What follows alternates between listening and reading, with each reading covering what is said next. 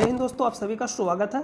तो जैसा कि आप जान रहे हैं कि ग्रुप डी का एग्जाम रेगुलर चल रहा है और उससे संबंधित जो भी प्रश्न रिपीट बार बार हो रहा है उसको हम लेकर आते हैं और आपको एनालिसिस कराते हैं। तो आज जो प्रश्न पूछा गया ग्रुप डी में, सारे प्रश्नों का एनालिसिस करेंगे और इसका PDF आपको टेलीग्राम चैनल पर प्रोवाइड कर दिया जाता है, जिसका लिंक आपको वीडियो के डिस्क्रिप्शन में मिलेगा, या आप टेलीग्राम चैनल पर जाकर सर्च कर सकते हैं स्टडी लिंक PDF, वहाँ से भी जाकर आप ज्वाइन हो सकते हैं। तो आप टेलीग्राम चैनल को जाकर ज्वाइन कर लीजिएगा, क्योंकि वहाँ जो भी इंपॉर्टेंट प्रश्न है, जो ग्रुप डी में जिस टॉपिक से प्रश्न पूछा जा रहा है उसका प्रश्न वहाँ प्रोवाइड किया जाता है। तो आइए सीधा वीडियो को शुरू करते हैं। पहला जो इसमें जो प्रश्न पूछा गया कि फ्लेमिंग के लेफ्ट हैंड रूल, यानी बाएं हाथ के रूल, जो फ्लेमिंग के बाएं हाथ का रूल है उसमें चुंबकीय क्षेत्र और धारा कितना डिग्री पर रहता है। तो आप इमेज देख रहे होंगे, यहाँ से आपको नहीं समझ में आएगा, अब यहाँ से समझिए।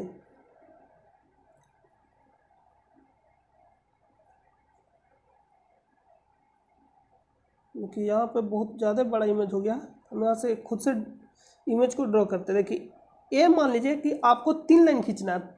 एक जो आप लाइन देख रही है इस तरह से यहाँ पे जो ये आप इमेज देख रहे हैं क्या 3D इमेज है, इसलिए शायद आपको समझ में अगर नहीं आएगा तो आपको क्या करना है, ये जो आप लाइन देख रहे हैं वर्टिकली, मतलब एक सीधा आपको खड़ा करना। मान लीजिए आपको 3 लाइन लेना है, एक आपको इस तरह से खींचना है, एक इस तरह से, और एक ये ऊपर के है, ऊपर की तरफ है। तो यानी ये जो तीनों आपस में होता है प्रेरित धारा, चुंबकीय बल और बल। चुंबकीय बल बोल दिया क्या, जहाँ फोर्स यानी चुंबकीय क्षेत्र, आपको याद रखना कि 90 डिग्री पे होता है। यानी जब भी इससे रिलेटेड प्रश्न पूछा जाएगा तो 90 डिग्री आपको लगाना है, क्योंकि यहाँ भी आपको समझ में नहीं आएगा, सामने से समझाना पड़ेगा। तो इसलिए आपको याद रखना सिर्फ 90 डिग्री इसका आंसर होगा। क्यों होगा, क्योंकि जितना भी इसमें है, ये जो आप देख रहे हैं इसे, ये भी आपस में 90 डिग्री है, ये जो आप देख रहे हैं इसे, ये भी आपस में 90 डिग्री है, और यहाँ ये जो क्या वर्टिकली और इस तरह से मतलब 3D में है, ये भी आपस में क्या होता है 90 डिग्री ही होता है। यानी हम यहाँ से कह सकते हैं फोर्स यानी बल, मैग्नेट चुंबकीय क्षेत्र, और प्रेरित धारा यानी करंट, आपस में जो तीनों होता है कितना डिग्री पे होता है, 90 डिग्री पे होता है। तो आपको सिर्फ याद रखना है कि चुंबकीय क्षेत्र और धारा कितना डिग्री पर रहता है, 90 डिग्री पे। यानी कोई भी संबंध पूछेगा फोर्स में या करंट से पूछे, फोर्स या मैग्नेट से पूछे, मैग्नेट या करंट से पूछे, सभी आपस में कितना होता है 90 डिग्री होता है। आपको याद रखना भी के लिए, क्योंकि एग्जाम में भी चल रहा है। नेक्स्ट जो प्रश्न पूछा गया कि डोवेरेनर का तिर्यक नियम में कैल्शियम और बेरियम के बीच कौन सा तत्व है। तो डोवेरेनर का तिर्यक नियम में 3 जो यहाँ पे लागू होता था, एक था लिथियम, सोडियम और पोटेशियम, एक कैल्शियम, और एक था स्ट्रोंशियम, और एक बेरियम, एक क्लोरीन, ब्रोमीन और एक आयोडीन। 3 ही रूल था, मतलब जो लागू, जिसमें नियम लागू होता था किसका, डोवेरेनर का। तो इसको आपको याद रखना है, यहीं से प्रश्न पूछा जाएगा। तो इसमें पूछा गया कैल्शियम और बेरियम, तो कैल्शियम और बेरियम के बीच कौन सा, स्ट्रोंटियम। तो यह आंसर क्या हो जाएगा, स्ट्रोंटियम। नेक्स्ट प्रश्न चलते हैं। पूर्ण रूप से पाचन एंजाइम कहां से निकलते हैं। तो छोटी आंत से पूर्ण पाचन एंजाइम, आप इस तरह से याद रख सकते हैं, लेट, लाइपेज, एमाइलेज और ट्रिप्सिन, ये तीनों कहां से निकलता है, छोटी आंत से। भोजन पूर्ण कहां पाता है, पूरी रूप से छोटी आंत में। नेक्स्ट जो प्रश्न पूछा गया, सल्फर से सल्फेट का बनना कौन सा विक्रिया है। तो कौन सा विक्रिया, ऑक्सीडेशन, यानी सल्फर कहने का मतलब एस, और इससे क्या बनता है, सल्फर यानी सल्फेट बनता है SO4। तो ये क्या कहलाता है, ऑक्सीडेशन। ऑक्सीडेशन और रिडक्शन से कंप्लीट आपको वीडियो प्रोवाइड कर दिया गया। तो आपको जाना प्लेलिस्ट में, वहाँ सब देखिए ग्रुप डी स्पेशल टॉपिक में जाना, 6 से 7 वीडियो होगा जो ग्रुप डी से रिलेटेड इतना ही टॉपिक जो अभी पूछा जा रहा है उसको कंप्लीट आपको देख लेना। नेक्स्ट प्रश्न पर चलते हैं। ऊष्मा यानी हीट बराबर फार्मूला होता है H²RT, और ये आपको संबंध निकालने आना चाहिए। तो हम पूरा कंप्लीट इस संबंध निकालने के लिए बता दिए हैं। यहाँ जो अभी जो प्रश्न पूछा जा रहा है, V बराबर IR पे प्रश्न पूछा जा रहा है, P बराबर VI पे प्रश्न पूछा जा रहा है, और H बराबर I² RT पे प्रश्न पूछा जा रहा है। सीधा VI का मान दे देगा, V और I का प्रश्न पूछ देगा कि P कितना होगा। तो इस तरह से प्रश्न पूछा जा रहा है, तो आप इसको याद रखिएगा। अगर यहाँ पर रिलेशन निकालना है तो आप ये निकाल सकते हैं कि एच आर के क्या होता है, समानुपाती होता है, एच टी के क्या होता है, समानुपाती होता है। इसका कहने का मतलब कि आर का मान बढ़ेगा तो एच का मान भी बढ़ेगा, टी का मान बढ़ेगा तो एच का भी मान बढ़ेगा, और आई का मान बढ़ेगा तो एच का भी मान बढ़ेगा, क्योंकि सभी आपस में समानुपाती है। नेक्स्ट जो पूछा गया, कैल्शियम कार्बोनेट हेमीहाइड्रेट किसे कहते हैं? कैल्शियम कार्बोनेट यहाँ पे लिख दिया क्या, कैल्शियम कार्बोनेट हेमीहाइड्रेट। यहाँ पे कैल्शियम कार्बोनेट हेमीहाइड्रेट यहाँ पे नहीं होगा, कैल्शियम सल्फेट यहाँ पे होना चाहिए। यहाँ पे क्या होना चाहिए, कैल्शियम सल्फेट हेमीहाइड्रेट। यहाँ पे एडिट कर लीजिएगा, कैल्शियम सल्फेट हेमीहाइड्रेट किसे कहते हैं? तो ये क्या हो जाएगा, प्लास्टर ऑफ पेरिस। जब जिप्सम को 120 डिग्री सी पे भी प्रश्न पूछा गया था कि जब जिप्सम को कितना डिग्री पे गर्म किया जाता है तो प्लास्टर ऑफ पेरिस बनता है। तो कितना डिग्री पे, अगर सेल्सियस में देगा तो 120 डिग्री सेल्सियस, और केल्विन में देगा तो आपको क्या करना है, 120 डिग्री सी को केल्विन में चेंज करिएगा तो 273 ऐड करिएगा तो कितना जाएगा, 393 केल्विन। तो जब जिप्सम को गर्म किया जाता है तो गर्म करिएगा तो पानी का मात्रा वास्तविकता है कि क्या होगा, कमेगा, यानी भाप बन के उड़ेगा। तो पानी का मात्रा क्या होता है, आधा। आधा हेमी का मतलब होता है हाफ। तो हेमीहाइड्रेट यहाँ पे एडिट कर लीजिएगा आप, कैल्शियम सल्फेट हेमीहाइड्रेट किसे कहते हैं, प्लास्टर ऑफ पेरिस को। जिप्सम को जब गर्म किया जाता है कितना पे, 120 डिग्री सी, और केल्विन में देगा तो 393 के, तो क्या बनता, प्लास्टर ऑफ पेरिस। सूत्र पूछ लिया जाएगा, ये सब कंप्लीट आपको बता दिया गया। पोटेशियम आयोडाइड जब किससे, बेरियम क्लोराइड से। इसमें आप विलेय है, तो हम आपको बताए थे कि बेरियम क्लोराइड, बेरियम क्लोराइड क्या होता है, आप विलेय। आप विलेय कहने का मतलब कि नहीं घुलेगा, या जिसको हम बोलते हैं अपक्षेप।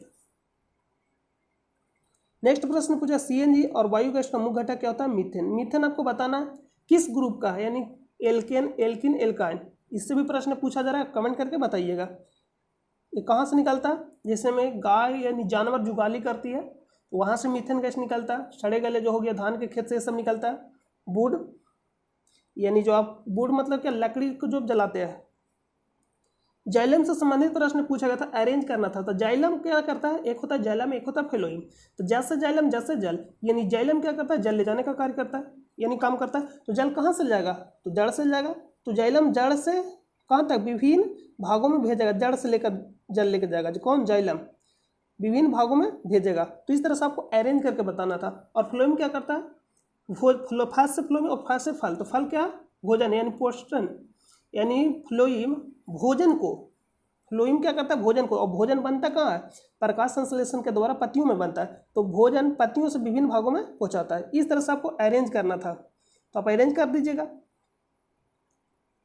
नेक्स्ट है कि वक्रता त्रिज्या 100 सेंटीमीटर है, तो ध्रुव और वक्रता के बीच की दूरी क्या होगा, यानी जिसको बोलते हैं पी। वक्रता केंद्र लिख लीजिएगा, यहाँ पे भी छूट गया, वक्रता केंद्र के बीच की दूरी क्या होगा।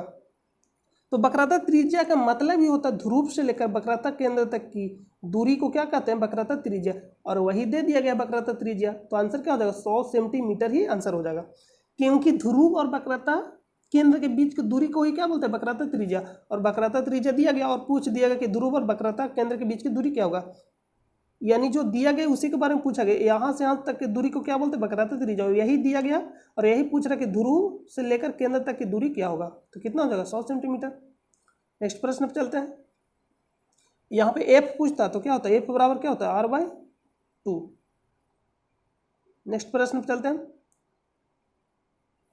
नेक्स्ट है कि वस्तु की ऊंचाई 3 सेंटीमीटर है, अगर फोकस के 1.5 गुना दूरी पर रखा है तो आवर्धन क्षमता होगा।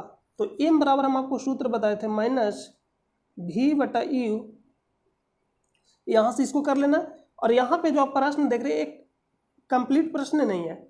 तो यहाँ पे कंप्लीट प्रश्न नहीं है क्योंकि लेंस नहीं दिया कि लेंस के बारे में पूछ रहा है या दर्पण के बारे में पूछ रहा है। तो यहाँ पर आप इसको क्या करिएगा कि सीधा आप याद रखिए m बराबर -v/u, यानी वस्तु m बराबर क्या होता है, -v/u, प्रतिबिंब की दूरी बटा वस्तु दूरी। और m बराबर एक और होता है प्रतिबिंब की ऊंचाई बटा वस्तु की ऊंचाई, उसको भी याद रखिएगा। दर्पण सूत्र आप याद रखिए 1/f बराबर 1/v + 1/u। और लेंस सूत्र क्या होता है, 1/f बराबर 1/v - 1/u।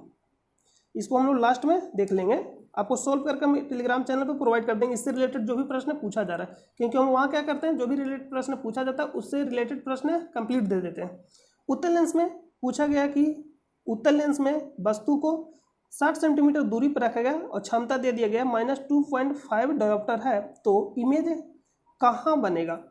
इसको आप निकाल सकते हैं, क्योंकि एफ बराबर होता है, एफ बराबर क्या होता है 1/p। तो p दिया गया कितना 2.5 डायोप्टर, तो यहाँ पे एफ बराबर हम लिख सकते हैं 1/p। p बराबर दिया गया -2.5 डायोप्टर, एक जीरो हटेगा तो ऊपर जाएगा, यानी p एफ बराबर क्या हो जाएगा 10/25। माइनस में तो माइनस में 5 से 5 काट सकते हैं, तो एफ बराबर कितना जाएगा 5 दूनी 10 और 5 25 -2/5। एफ बराबर क्या आ गया -2/5।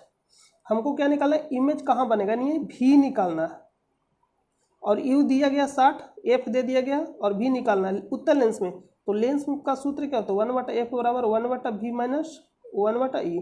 1/f कितना दिया गया, यानी एफ कितना दिया गया -2/5, तो -2/5 करिएगा तो ये जो 5 है कहाँ चला जाएगा ऊपर, तो हम एक की बार लिख दे रहे हैं ऊपर, इसको देखिए यहाँ लिख देते हैं 5/2 माइनस में बराबर 1/v।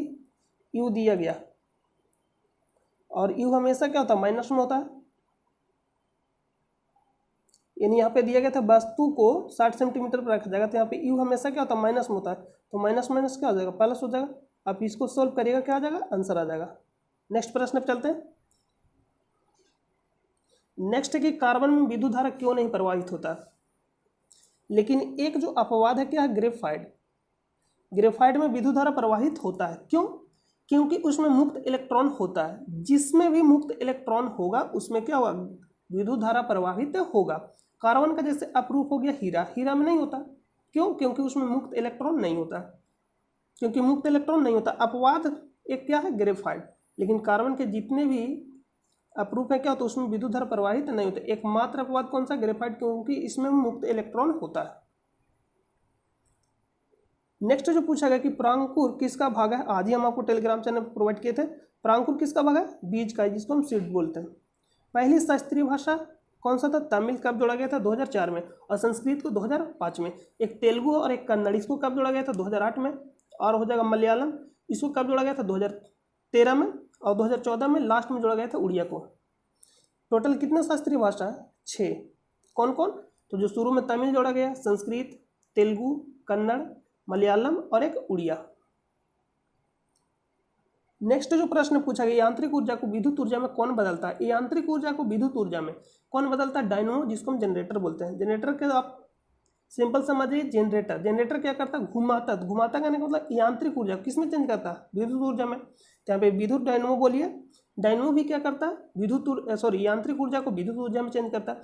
लेकिन बोलेगा विद्युत मोटर, मोटर कहने का मतलब मोटर से आपको याद रखना पंखा। जैसे ही डायनमो बोले या जनरेटर, डायनमो बोलेगा तो भी आपको जनरेटर पर जाना, तो जनरेटर क्या करता है घुमाता है, तो घुमाता है यानी यांत्रिक ऊर्जा को विद्युत ऊर्जा में। और मोटर, मोटर कहने का मतलब पंखा, पंखों को याद करना, पंखा को क्या देते हैं विद्युत धारा देते हैं, और हमें क्या देता है हवा यानी यांत्रिक ऊर्जा, तो विद्युत ऊर्जा को यांत्रिक ऊर्जा में। इस तरह से आपको याद रखना। जैसे बल्ब पूछेगा तो विद्युत बल्ब को क्या करते हैं हम लोग विद्युत धारा देते हैं, हमें क्या देता है प्रकाश देता है। अगर उसको आप टच करिएगा तो हीट भी रहता है, तो हम बोल सकते हैं कि विद्युत धारा को, जो विद्युत बल्ब होता है विद्युत धारा को प्रकाश और ऊष्मीय ऊर्जा में चेंज करता है।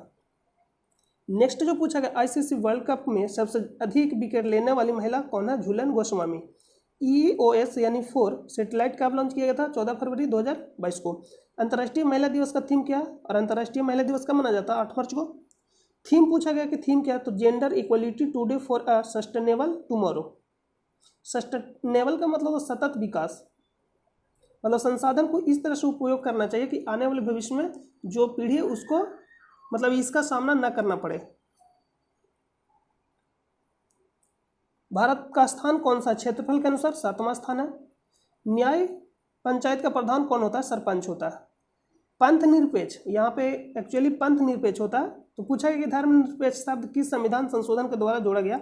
यहाँ पे पंथ निरपेक्ष, देखिए समाजवादी, अखंडता और पंथ निरपेक्ष, तीन शब्द को 42वां संविधान संशोधन 1976 में जोड़ा गया। कौन कौन, पंथ निरपेक्ष, समाजवादी और एक अखंडता, तीन शब्द को किस संविधान संशोधन के द्वारा 42वां संविधान संशोधन 1976 में जोड़ा गया था? तो यहाँ पे पूछा गया था धर्मनिरपेक्ष, लेकिन आप जैसे बीपीएससी यूपीएससी का एग्जाम दीजिएगा तो वहाँ पे क्या होता है, एक्चुअली पंथ निरपेक्ष को जोड़ा गया था। नेक्स्ट प्रश्न पे चलते हैं। राजस्व घाटा के बारे में पूछा गया था, लैंग्वेज में दिया गया था। तो राजस्व घाटा कब कहेंगे?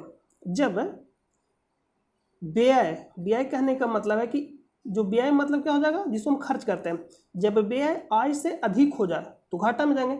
जैसे हम कमा रहे हैं कम और खर्च ज़्यादा करेंगे तो एक्चुअली मतलब जाहिर से कि कहाँ जाएंगे, घाटा में जाएंगे।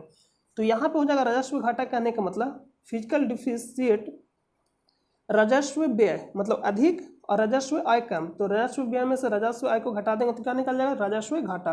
मतलब कितना लोग घाटा में गए, तो कम इनकम से ज़्यादा खर्च कर देंगे तो घाटा में जाएंगे ही जाएंगे। नेक्स्ट प्रश्न पे चलते हैं। भारत के पहले श्रम मंत्री कौन है? जगजीवन राम, भारत के पहले श्रम मंत्री। नेक्स्ट जो प्रश्न पूछा गया,